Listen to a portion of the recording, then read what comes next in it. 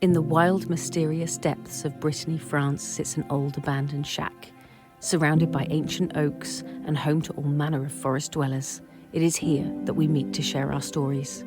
So pull up a seat, swing that light, grab your favourite beverage as we share another tantalising tale in the freaking shack.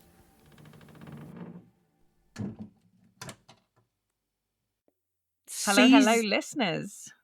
It's season 3 or 4 now.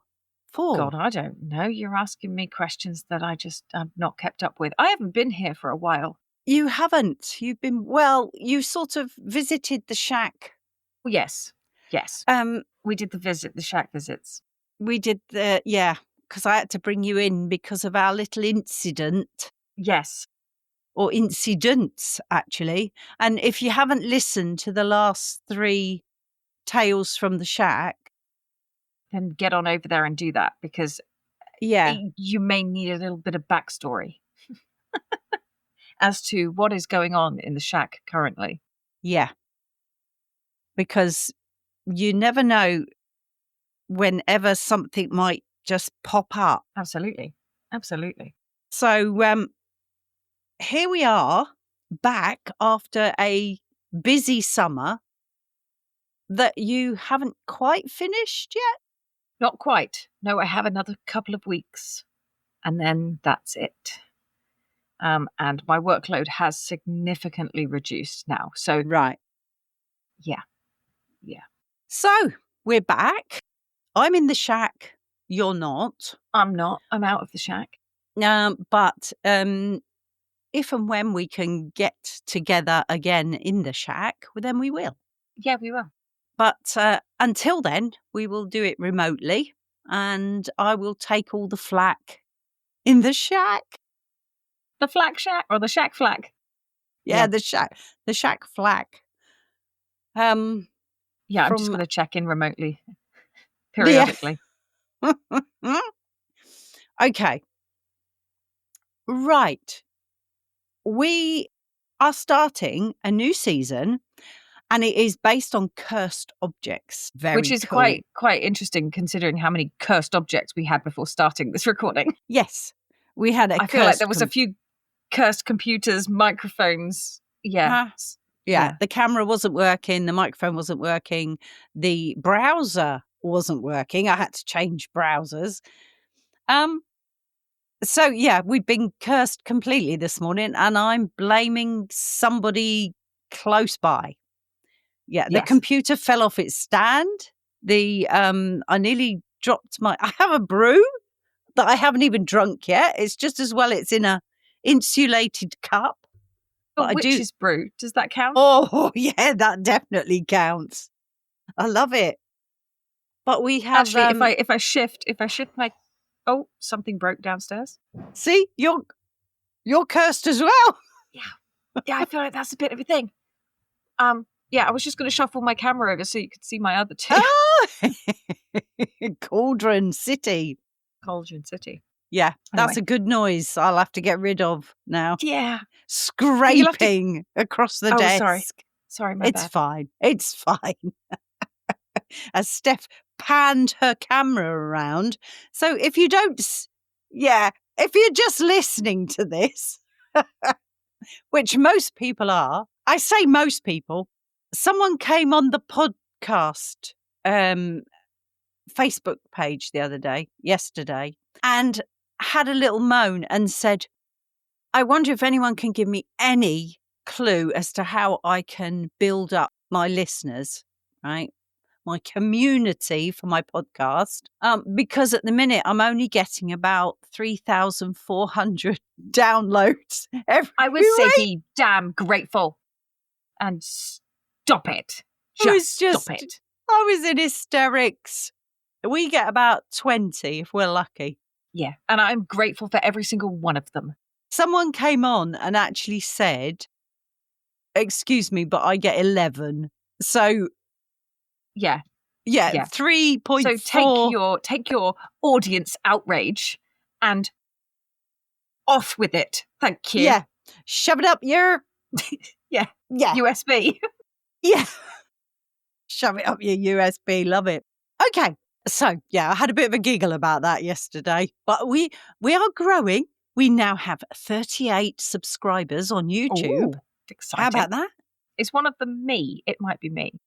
One of them might be me. One of them's me. So, hey, Brilliant. we have got a few more. But welcome to anybody who's just subscribed to us on YouTube and listening via YouTube. And anybody that's listening anywhere else at any time. Yep. We'd love to hear from you. We on absolutely, any of our platforms. Yeah. We think you're brilliant. We're on Facebook. We're on TikTok. We're on Instagram. We're on Threads. I don't know why, because no one has even followed us on there or mentioned us or anything. I'm not even on Threads, so I can't even go. I should go on there, really.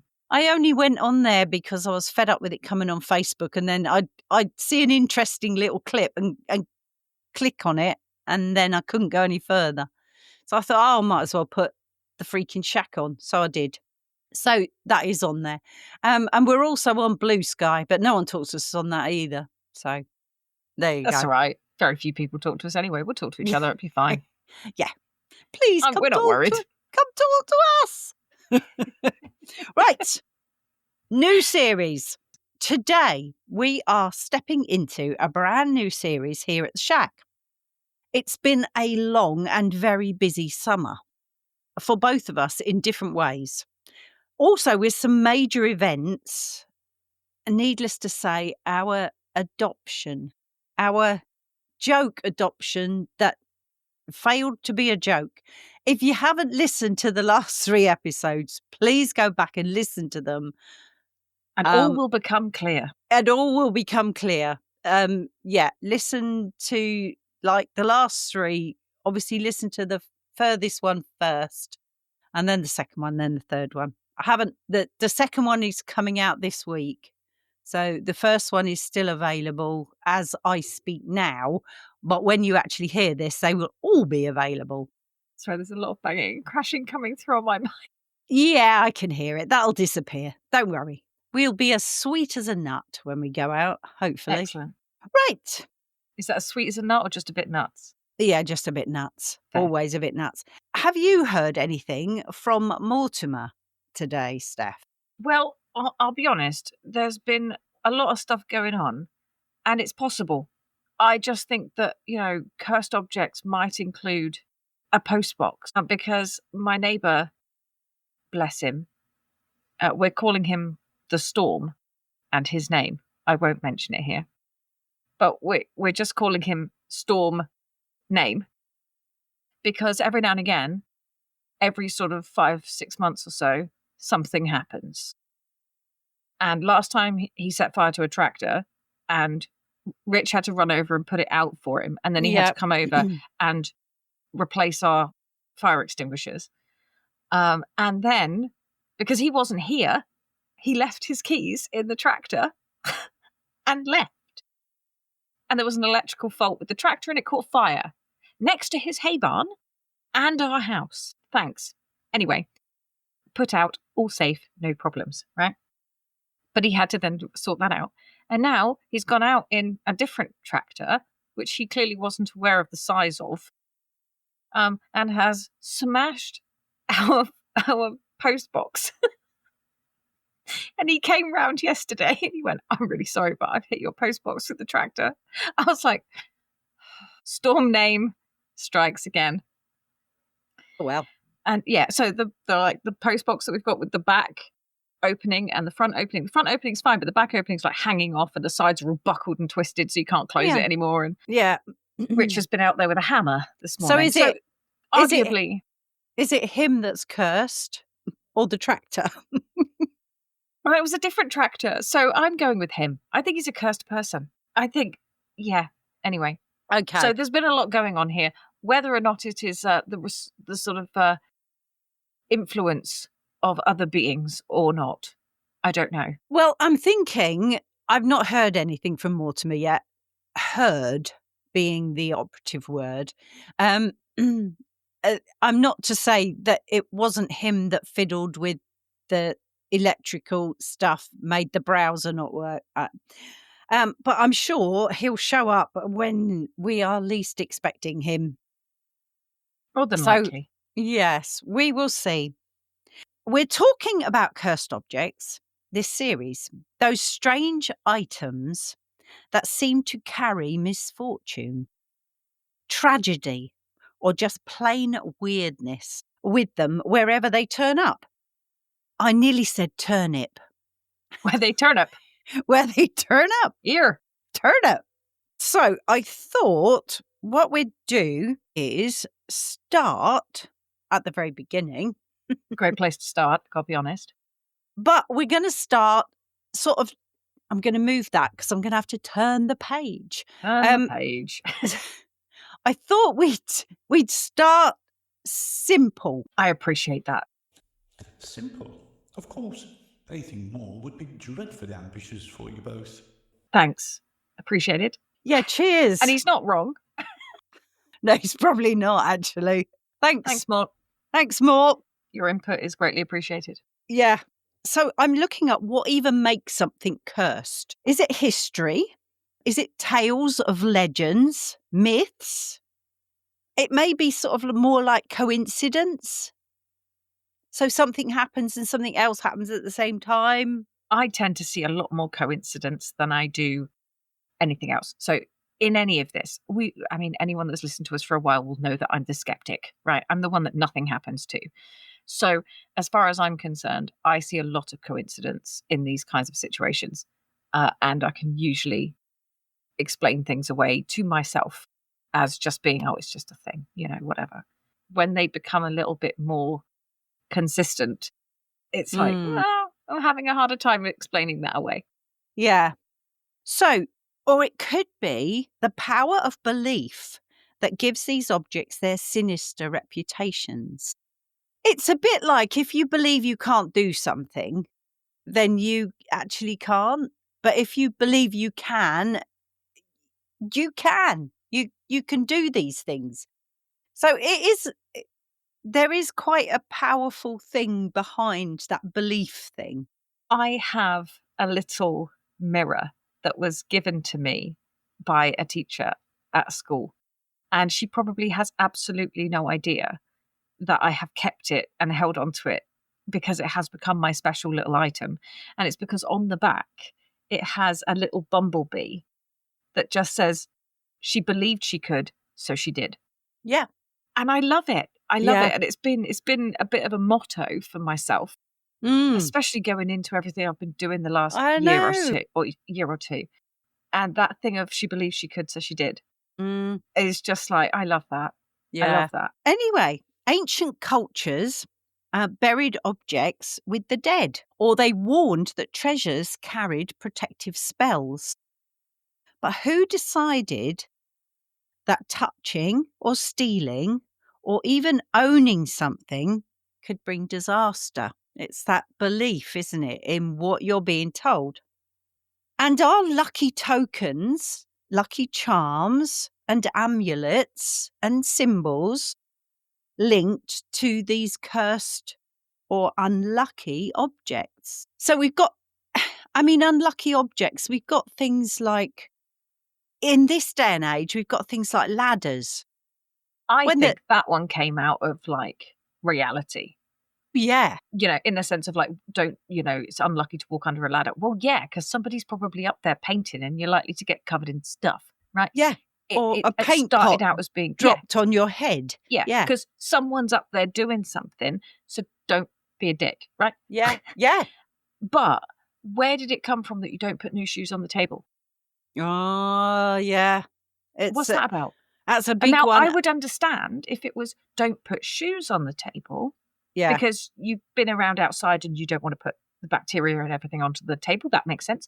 But why would it be don't put new shoes on the table? Or was that just our family and everyone else is doing the other thing? I don't know. Has anybody else ever had that? My nans and grandmas used to tell me, do not put new shoes on the table. And I still can't. I find it very difficult to put a pair of shoes on the table, let alone new pair. It's very strange. Weird. But yeah, I've sort of been brought up with that belief, if you like, that you don't put new shoes on the table. And the Don't. mirror thing, I mean, that was obviously a reality thing in terms of break a mirror, 7 years bad luck. Yeah. And that originally came about, I don't know if actually, you're going to talk about mirrors? Because I've got it on my list, so... Okay. I was just going to say, should I shut up and let you talk No, about that? No, Okay. it's fine. Because the 7 years bad luck thing was supposed to be the mirror makers, if they broke a mirror, would not be able to get work for 7 years afterwards. And that's where the 7 years bad luck came from, because you could not get a job for 7 years after you'd broken a mirror if you worked in a mirror factory. Well, that makes total sense, doesn't it? And then it became a thing of, don't break the mirror because you get 7 years bad luck. So I say coming out of like normality and then being twisted into a superstition. Yeah. But it makes sense, you know? Yeah. But say some of them are just so weird that it's like, where did that come from? And Yeah. anyway. Well, the others on my list are Friday the 13th. Yeah, but again, we know why that was. Why? Oh, hang on, because I have to get the right words for it. Because it was a religious thing. And was it? Yeah, it was a thing where all of these people were put to death and they were slaughtered in their own homes. Hang on a minute. Oh, dear, because I can't remember. Could you make a bit more noise? Shut up. I have to I'll type go- on the machine. I'll go, while you're saying that, I'll go on and talk about when you spill salt and you have to throw a bit of salt over your shoulder to compensate the fact that you've dropped salt on the floor. Why it has to go over your right shoulder or something, I don't know. And magpies. What is it with magpies? Why do I always say good morning, Mr. Magpie, to the magpies? Yeah, you have to say good morning, Mr. Magpie, if it's only one. Yes. Yeah, because it's one for sorrow. You see. It's one for sorrow, yeah. Yeah. 2 for joy, 3 for a girl, 4 for a boy, 5 for silver, 6 for gold, 7 for a secret never to be told. Magpie. If you've never seen the programme, you are not a kid of the 70s. No, I've never seen the programme, but I do know the rhyme and I do know all of them. Okay, so I have a couple of different stories here, one of which I did not know. Unluckiness of 13. So one source mentions of the unlucky reputation of the number 13 is Norse myth about 12 gods having a dinner party in Valhalla. Wow. The trickster god Loki, who was not invited, arrived as the 13th guest and arranged for, and I'm going to butcher this name, Hor, the god of darkness, spelt H-O-O-R, but it's got the God, I've totally forgotten the name now. The 2 dots over one of the O's, and it's got a weird accent on the top of the other O, and I have no idea how to pronounce that. So sorry, but he was the god of darkness. Anybody from Britain would just say "hua." Hua. That's pretty much what I said. Yeah, hua, like more. Is it? No, no, we're not going to go there. Anyway, so. So Loki, he'd arranged for the god of darkness to shoot Balder or Boulder, the god of joy and gladness, with a mistletoe-tipped arrow, killing the god, triggering much suffering in the world, which caused a number of 13 to be considered unlucky. That's right. one. That's one of them. Yeah, that's one of them. That's the Norse mythology one. There's a Christian associations.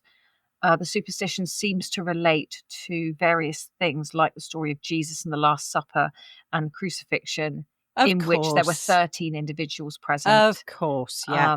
But that's still not the one that I knew. This is the one that I knew, was about the Knights Templar. That's the one that I knew. That's the arrest of the Knights Templar on Friday, October 13th, 1307, by officers of King Philip IV of France as the origin of the Friday the 13th superstition, because they were all killed. But the origins of that is a bit murky. It's a bit sus. Okay. So that's the one that I knew was the Knights Templar, where these 13 people were gathered up and killed. Okay. But it seems that there are other versions of that as well. So there you go. That's cool. Well done. Well, that was really interesting, actually, because all I had was a list of what these unlucky things were, and I thought, well, we could look into it, but actually that was really good. Thanks, Steph. That's right. Happy to and help. I've got things here, like these unlucky things, but so to invite good fortune against these unlucky things, people had these lucky tokens, charms, amulets, items, if you like. Another little rhyme for you. Yeah, go on. Was the something borrowed, something blue for a wedding, something old, something new, something new, something borrowed, something blue. That's it. Put a sickle in my shoe. Was it? It's not sixpence. Yeah, sixpence. I like a sickle. Put a sickle in my shoe. Yeah, but again, another one that's supposed to invoke good luck. And And I definitely had it for my first wedding, which went down the pan, and I didn't bother for my second. Yeah, fair. I think I listened to somebody who was talking about that, and they'd had their official wedding that was not a big wedding at all. They'd gone to a registry office or something, and she was like, "Wait, I need to have something right." And she was like, "Well, the thing she had on was new, so she wasn't worried about that." But she grabbed a blue Post-it note off the side and stuck it in her pocket. Perfect. I was like, I love it. I love stuff like that. If you got married and you did this, what did you have? I got to know. Who, me? Some people. No, I mean, I'm talking to our anybody. Listeners. I'm talking to listeners. Absolutely. Yeah. If you got married and you did the something borrowed, something something old, something new, something borrowed, something blue, did you do it? And I'm sorry, but what did you have? Strikes me as being really uncomfortable to put a coin in your shoe. So I cannot imagine anybody doing it for any more ceremony. It's a very tiny coin, the sixpence, very thin. But would you I'd glue it in a place where it was in the arch of my foot. Yeah, it didn't tend to move because you had heels on and your foot was I'm going with no. Yeah. Yeah. Go with no. It's fine. I want to know what do the blokes have? Nothing. No, it doesn't apply it's not to them. Responsibility to make sure the marriage works. Oh no. There's of course it's the woman. Sorry. Soapbox off. Yeah, get off. Right, let's carry on. Yeah, so I've got good luck charms here. Things like the talisman from North America was a rabbit's foot. It's certainly not lucky for the rabbit. I've always thought that was a bit weird. But hey ho, there you go. But St. Christopher, now we did think about St. Christopher, didn't we? We did. Months ago now, it seems, when we were doing our travel series. And we looked at the reasons for wearing a St. Christopher and where he came from and what he did. I've got a 4-leaf clover, a horseshoe. Now, we've got horseshoes pushed into the wall of our house. Yes. And it's often done in Brittany. I don't know about the rest of France, but I know here you quite often find the older houses have horseshoes pushed between the stones. Which is supposed to be lucky. And you're supposed to have the horseshoe up, upright. The U of the horseshoe. If it is N-shaped, it's supposed to tip your luck out. It's supposed to be unlucky to have an upturned or a downward turned horseshoe. But if it's facing up and it's, like a U, then it is it's good luck, and it's supposed to catch. Oh shit, sorry, I just punched my mic. It's supposed to catch your luck in the horseshoe. But if it falls upside down, it tips it all out again. Yeah. And then I've got a wishbone on the chicken or the turkey. Yeah. Dry it out and pull it. And if you get the bit with the top bit on. Baby fingers. Why you have to do it with your baby fingers? God knows. No, I don't know. But if you get the bit at the top of the wishbone, then you get your wish. And lucky pennies. Always. Oh, yeah. Pick up a penny. Find a penny, pick it up. All day long you'll have good luck. That's the one. And then, of course, we've got not just like tokens and things like that you can actually hold or see, but you've got spiritual and protective symbols. The evil eye, which we talked about a few months ago, is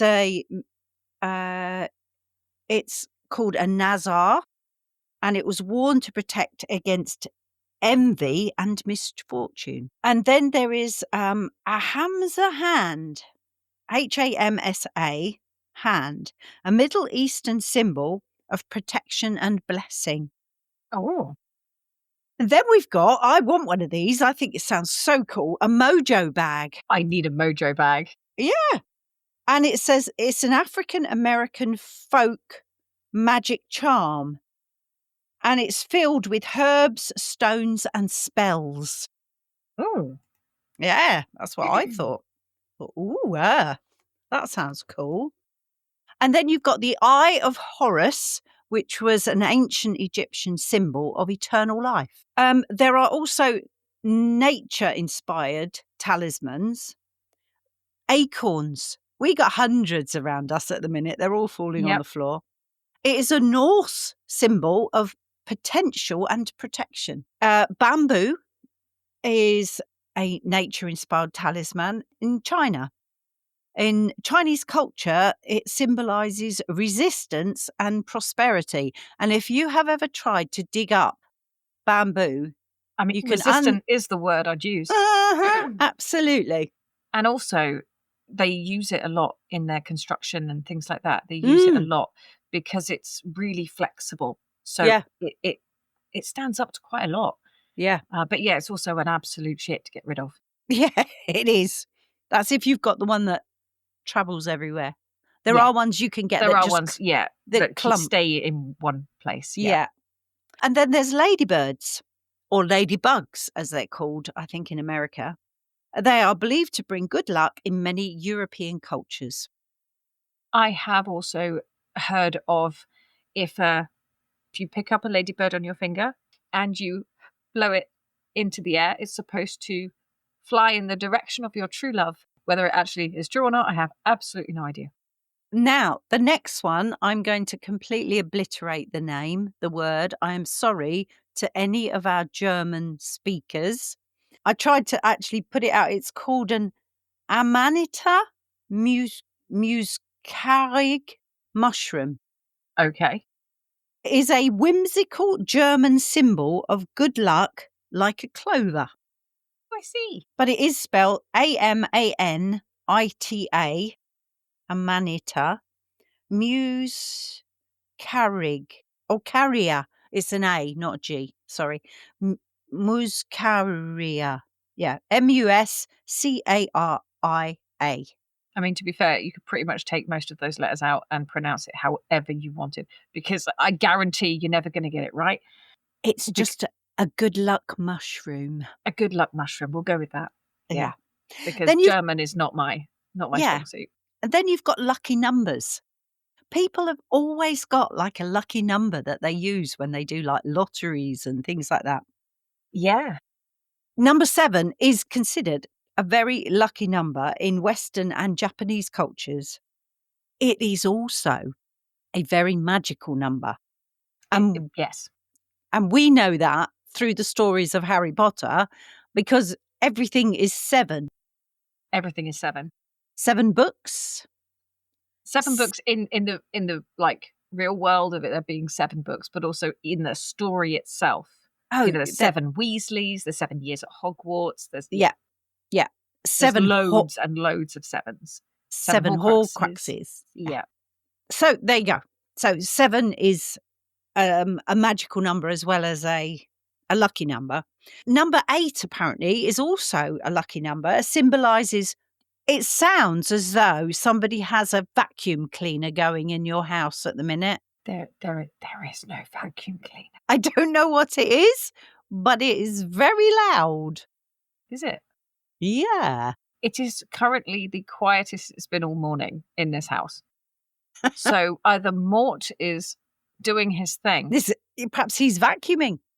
Maybe. He'd find it difficult because I haven't even got a vacuum in this house because Indy kills them all. So I've got a broom. So if he's vacuuming, he's using a mystical vacuum cleaner. Okay.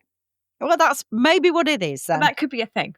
And Yeah. if he is, he's doing a really poor job because I can see so much fluff. Anyway, number 8 symbolizes wealth and fortune in Chinese culture. Many people have their own lucky numbers. Do you have a lucky number? No, but I was just going to say the 8 is also considered to be that everlasting shape as The well. So, symbol, isn't yeah. it? Yeah. yeah, the infinity symbol, Infinity essentially. symbol. But You've got obviously it. it's, Yeah. So obviously turned 90 degrees. Yeah. So, listeners. But no, I don't have a lucky number that I am aware of. Well, if our shack packers can let us know what their lucky numbers are. Yeah, would be especially if you've got a really- weird one. Because if it's 7, well, okay, lots of people have lucky number 7. Yeah. But it'd be See, interesting to find out how many of our listeners actually have a lucky number 7. Growing up, mine was always 4. I don't know why. Have no idea what the significance of 4 was. But looking at the significance of numbers, number 17. We lived at number 17 for many years. We did. And 17 still crops up no matter where we seem to go, what we seem to do. If something pops up on the television and it'll be a house, it'll have number 17 on it. If I don't know, and I don't get it, but 17 is a really big number. 17's a reasonably sized number. Even if we had 17 listeners subscribed, We'd be chuffed. I'd be chuffed a bit. It's a big number. The other number that keeps cropping up for Dad at the minute is 9/11. Oh. And not in any significance to the towers, which is coming up very soon. Yes, the it is. Yeah, it is. Remembrance Day of that. But it just, whenever he listens to... Oh, he woke up. Wasn't there a thing where he kept looking at the clock and it was constantly 11 minutes past 9 in the morning or the evening? Yeah, that's it. Every time he will look at his watch and go, oh my God, it's 11 minutes past 9 again. Or he'll look at the clock in the car and it'll be 9/11. And it's weird. And we keep trying to work out what the significance of this number are, but we haven't yet. So there you go. There you go. I turn the page. Not only got to turn the page, I've got to turn the book over. Cultural and quirky charms are things like chimney sweeps. I won't go into all the details. A thing called beesman gum, which was chewed by early aviators for good luck during flights. Oh, okay. Yeah, a barn star, which was a decorative thing that was put on barns in the United States, believed to bring prosperity. And I can't even say this word. A corno porta fortuna is an Italian horn-shaped charm to ward off bad energy. Not like a horn of plenty or... what did you say it was called? A corno porta fortuna. So a lucky horn. A fortunate horn. Yeah. I'll say no more. We're moving on quickly. Do you have a lucky horn? Right. I'm going to leave this little bit until later on and just whiz forward to this bit where it says, yes, got it. So how does a curse actually work? Is it supernatural energy bound to an object, or the power of suggestion? Or is it our minds feeding into the mystery? Who, what, when, how? You're missing the most important question of all. Why am I still here listening to you both? You don't... Because we adopted you, Mort. We didn't know that, but we did. And here you are. And apparently the return system doesn't work very well. There is no return system, if you remember. No. That was the clause. Yep. Not allowed. So I want you to let us know your thoughts on these so-called cursed objects. Let us know your thoughts and feelings about it in the comments, or send us an email at shackpackinbox@gmail.com. Do you know, I would absolutely love to hear if anyone has, I mean, to be honest, lucky charms, I'm not talking about the breakfast cereal. Come on, guys. Like we all know that. If you don't know what Lucky Charms are, seriously, where have you been? But anyway, if you've got a Lucky Charm or a thing that you carry in your pocket or in your bag, or you've got something hanging in your car that is your like protection thing, I don't know. I just think it's interesting. How many times though did things like sportsmen and women they have to wear something or do some sort of ritual before they go on? Sometimes actresses will do a certain ritual before they go on for good luck, or say something or not say something, thinking of the play. Yeah, and then there's the whole break a leg thing because you can't say good luck. And the play that is never named. Yes, the play that should not be named. Yeah, Shakespeare. Yes. Yeah. That's the one. Steph, if you had or found a second-hand object and someone told you it was cursed, what would you say or what would you do? Would you keep it, throw it away, give it away, or just keep it because you're skeptical anyway?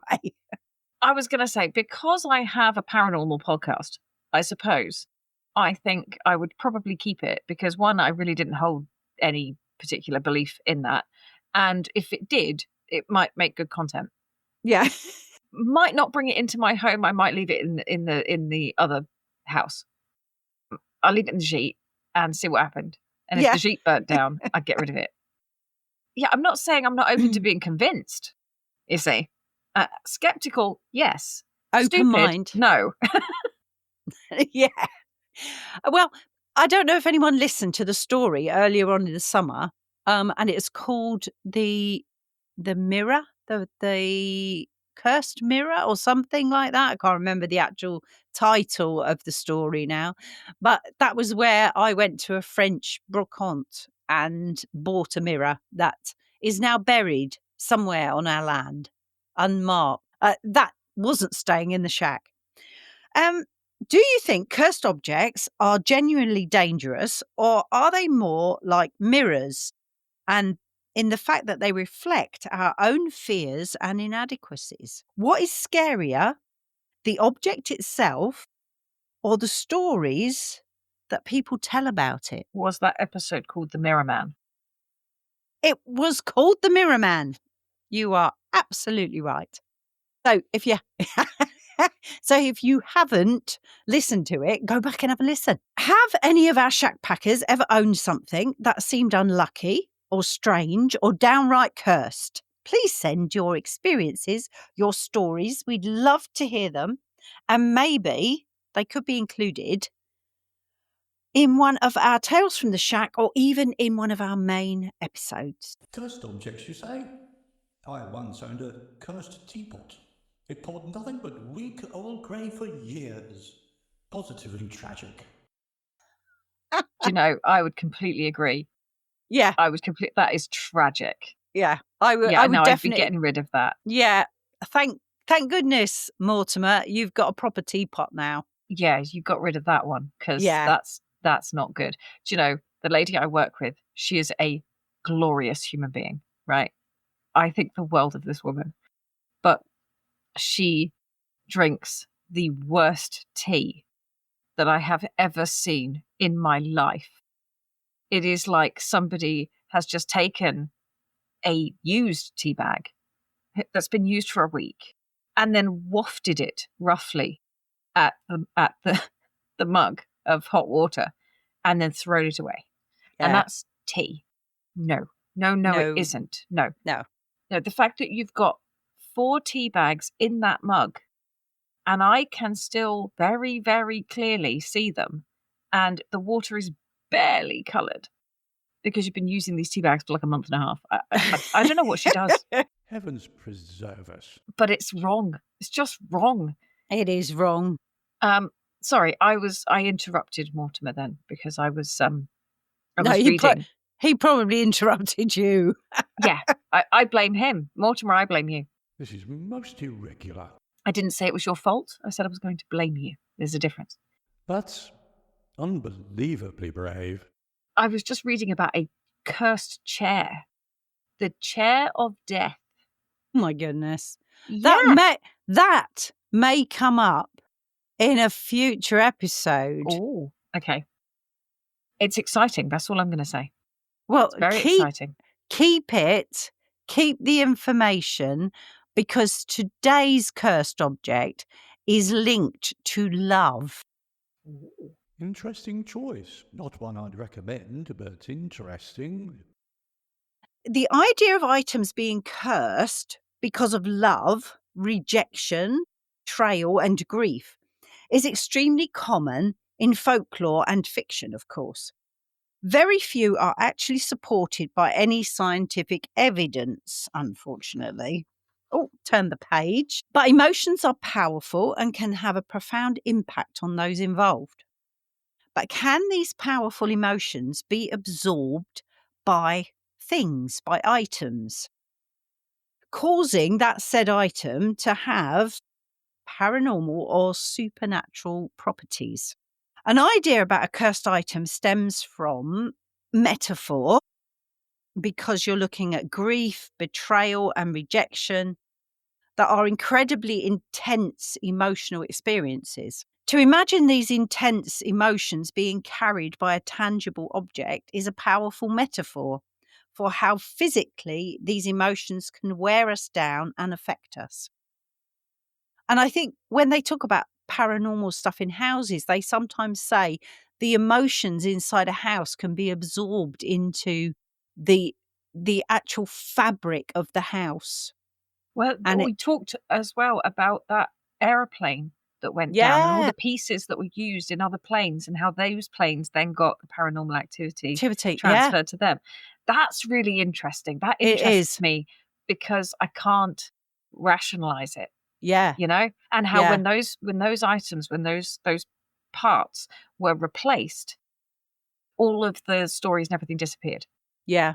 And it's like, I can't figure that one out. No. So I like those. That's cool. I can't remember the actual name. It's some mediums that work with items, and it's called Clair something or other, and I'm sorry, I can't remember.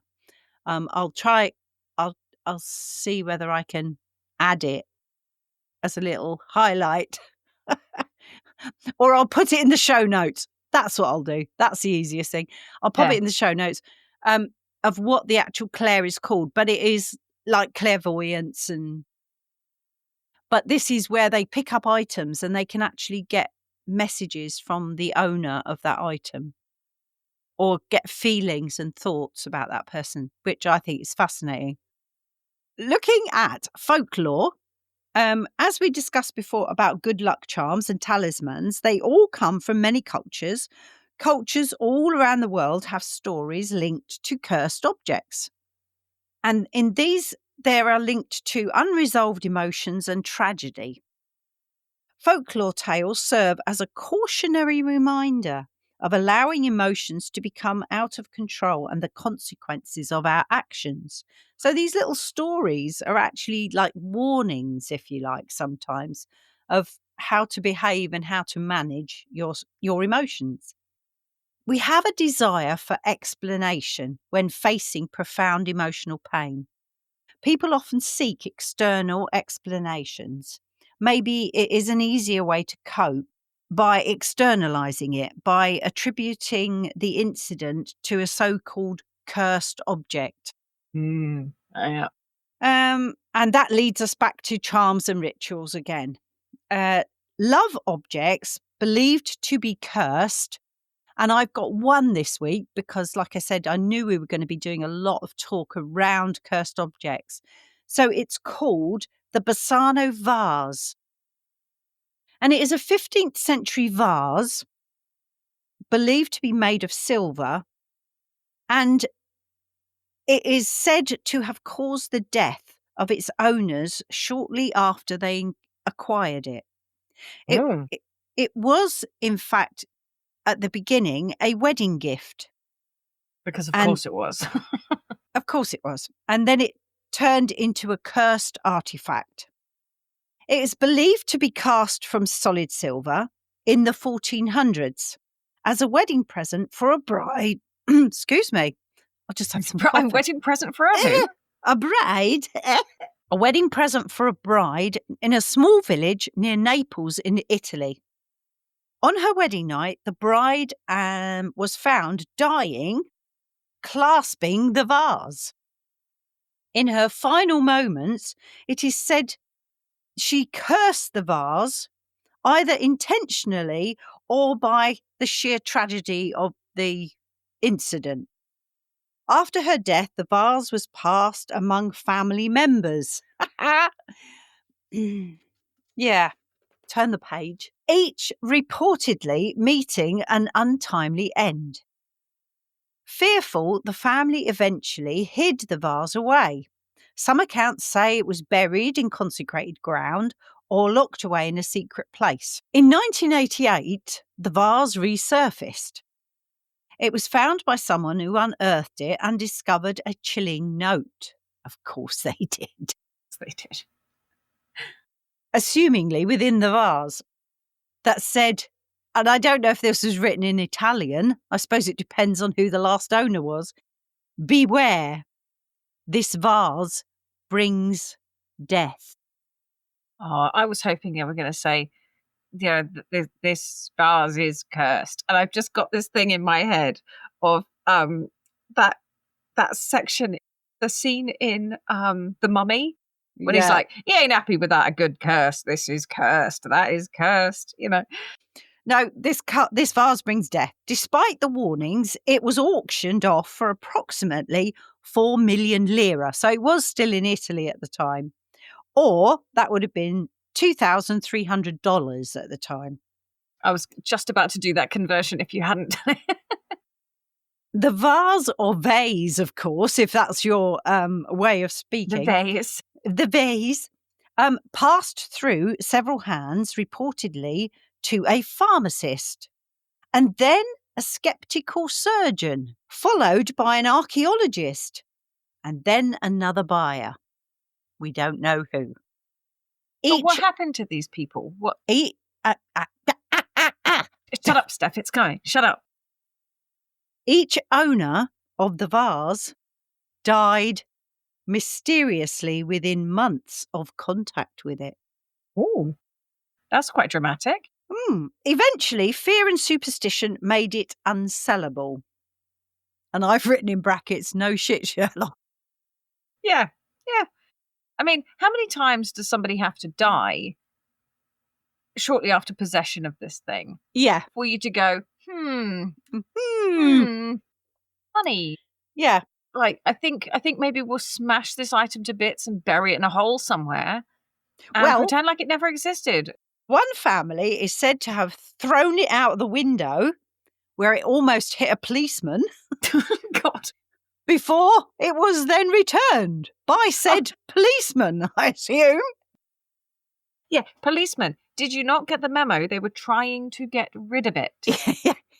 They literally threw it at you. It's a gift. Go home. Take it with you. Yeah. He thought it fell out someo's window and took it back. Because that's what happens as you walk past houses. Vases just fall out of windows. I don't know if you know this. This is just facts. Yeah. That's happened to me many times. I've lost myself. I've lost myself now. Sorry. Okay, after that, the family obviously wanted to get rid of it. But no museum wanted to take it into their collection. Funny old thing. Can't think why. Authorities, and it doesn't say what authority, eventually stepped in. Some sources Sanity. That authority was sanity. Was it? That crept in and went, do you know what? This is stupid. Stop it. Some sources say that the vase was buried in a lead box, possibly in a cemetery, to prevent further tragedy. It's burn it with fire. Polyparaffin and a match. Yeah. It's silver, so you could melt it down, I suppose. Couldn't you? Yeah, but don't make anything else out of it. I mean, oh my God. Make it into a good luck charm, why not? The love curse connection with this, the vase intertwines love and tragedy in a haunting way. It was a gift of love intended as a wedding gift, often a symbol of love, hope, and new beginnings. There was a violent end to it. Instead, the bride died clutching it, turning the symbolism on its head.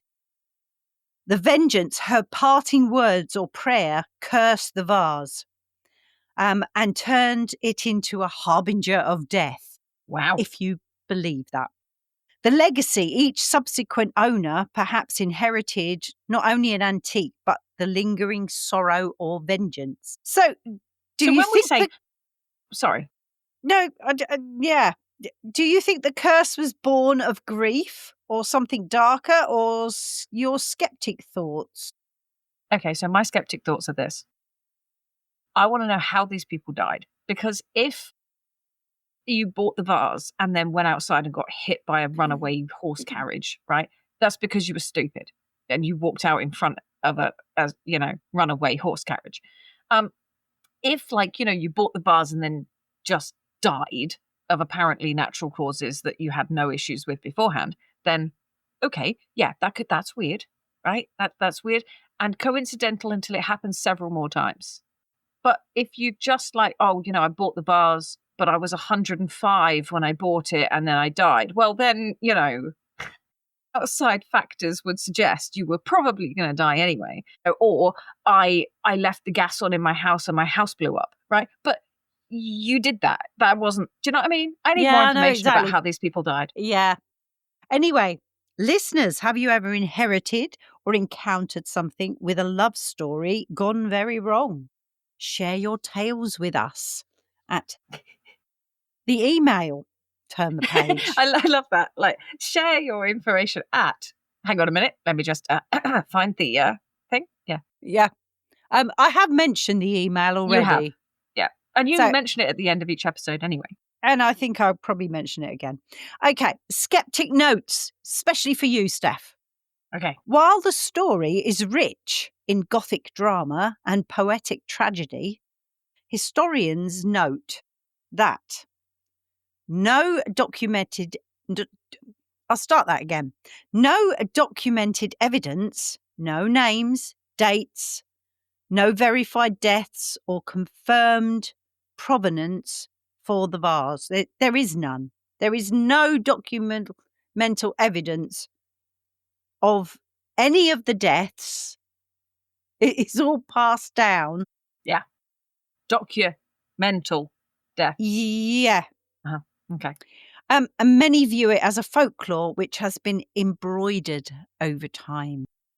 Yeah, I'm heading in that direction. Like I say, I would need to know a lot more information. I've got questions for these items, and I want to know why we don't have so many of them now. Why is that? Maybe we do. Maybe we need to look into urban style. Yeah, creepy. And maybe we can. There's better documentation now, so we could totally find out more about it. Creepypasta type. We need to look. For anyone that doesn't know, we're not talking about scary spaghetti. Okay, it's a thing. Creepypasta. Look it up. Yeah. Well, go back and listen to our urban legends. Yeah. Episode where we do talk, where I found out about creepypasta. But the trouble is, there's so much AI at the minute. Yeah. It's difficult. I'm going to mention now we are 1 hour just over, and I know I'm going to edit little bits out of here, but God damn it! What was I saying about editing things out? You can edit that out. Sorry, it's that's Rich's mum, and the one before we started recording was also Rich's mum. Dear of her. She's just had her internet installed. Give her a break. She's working on it. I am going to very quickly just talk about this, but I'm going to talk about it more next session. And that is the lucky talisman that we have been discussing having in the shack. Okay. And it is we are discussing this. It's called the Listening Ember, and it is a small, smooth stone of a dark colour, slate colour, with a faint shimmer, wrapped in copper wire that sparkles like sound waves. And nestled in the centre is a tiny glass bead that glows faintly when candlelight hits it. The slate colour represents grounded wisdom and the strength of stories told. The copper wire conducts energy and creativity, echoing the flow of conversation. Love And that. the glass stone captures the warmth and shared laughter and the spark of connection. There you go. There is loads more, but I am going to talk a bit more about this next time because we are way over time. But we have that coming up. So to talk about more, and we are working on the possibility of getting the talisman made for us. And there is a ritual that we will. It's a bit like swinging that light. Oh, okay. So it's going to be like a little story about, there is a story behind where the talisman comes from. So although we haven't got a swingy light story, that was going to be it, but we've run out of time. So there's too many tales in the shack at the minute to worry about. You've got loads of stories to listen to. So I'm going to let you go back and look at some of the older stories that we've got in our collection. Went thunk. Something went thunk. Yeah. Well, Mort? I now. What are you doing? Mort, what are you doing? And just for a ending, love can be the sweetest blessing or the deadliest curse. Don't we all know that? Don't we know it? I'm sure there's several of us out there that are well aware of that. Yeah. So the Basano vase began as a wedding gift, a symbol of eternal devotion, and yet it became a vessel of death, so they say. What Death do you vessels. think? Yeah, what do you think, Shack Pack? Can love twist into something so powerful it lingers in objects? Write to us with your thoughts and stories at, I knew I was going to say it again, Shack Pack Inbox. That's just all one word, at gmail.com. And drop your story in the comments. Who knows, it might make a future episode. We want your stories, guys. We really want your stories. I know. Get in touch. We are desperate for your stories. It would be lovely to not just have ours, but include some of yours. Some say curses fade with time. Others believe they only grow stronger, waiting for the next hand to touch or the next soul to claim. Whether it's a trinket, a treasure, or something that should have remained buried, cursed objects remind us of one thing. Not everything we keep wants to be kept. Ooh, I like that. So until next time, Shack Packers, I'll let you do the next bit. Keep your minds open and your lamps lit, and we will see you next time at the freaking shack. And never ignore a whisper from a second-hand object that you bought at the car boot sale. See you next week, Shack Packers. Bye-bye. Bye. I bid you a spooky farewell. Thanks for hanging out in the shack with us. If you've got a strange story, theory, or even just a spooky question, send it to shackpackinbox@gmail.com because we'd love to hear from you. Follow us to ensure that you never miss an episode of The Freaking Shack, because listening to us is much cheaper than therapy and slightly more spooky. Until we meet again next week, Shackpackers, take care.